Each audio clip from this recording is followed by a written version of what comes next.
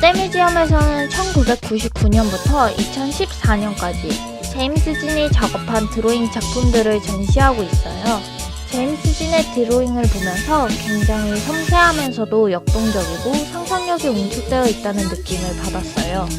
흔히 많이 볼 수 있는 일상의 모습을 묘사한 드로잉부터 제임스 진의 환상적인 세계관을 응집한 캐릭터 드로잉까지, 전시에 가셔서 멀리서는 볼 수 없는 눈으로만 확인할 수 있는 디테일까지 빠짐없이 구경하시길 추천드립니다.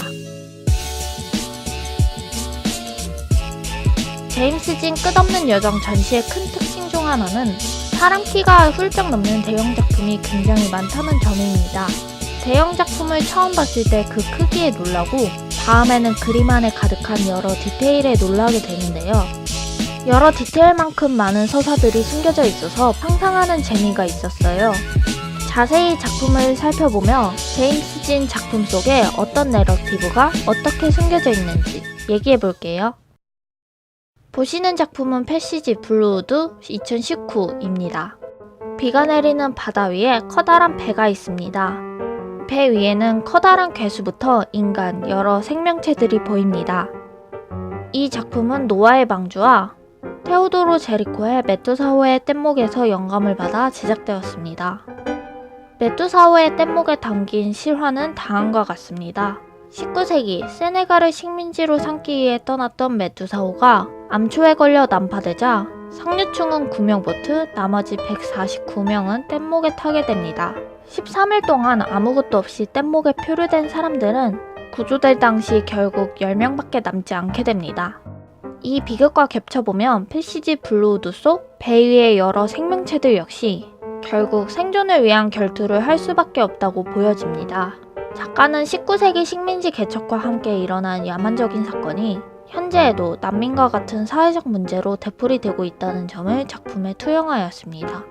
저는 작품을 보면서 특히 배 끄트머리에서 기도하는 소녀가 눈에 띄었습니다. 소녀는 어쩌면 앞만 보며 달리는 사람들을 위해 기도하는 것은 아닐까? 여러 이야기들을 상상해 보았어요.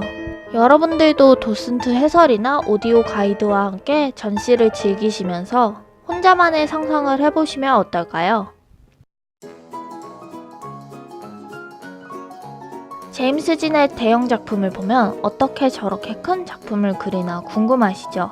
제임스 진은 먼저 작은 종이에 세세한 드로잉을 한 후 프로젝트로 쏘아서 대형 캔버스에 다시 드로잉을 하는 식으로 작업한다고 합니다. 현대적인 기술과 아날로그적 작업 방식의 콜라보가 돋보이죠. 이 밖에도 제임스 진은 연필로 드로잉을 한 후 3D 모델링을 해서 마음에 드는 장면을 골라 다시 그림으로 그려내는 방법을 쓰기도 합니다. 또한 회화 작품뿐 아니라 직접 애니메이션을 만들기도 합니다.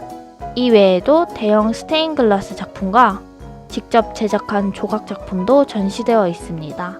이쯤 되면 제임스 진의 한계는 어디까지일지 궁금하네요. 오늘은 이렇게 알아두면 쓸데있는 제임스 진에 대한 잡학 지식 3가지에 대해 알아보았습니다.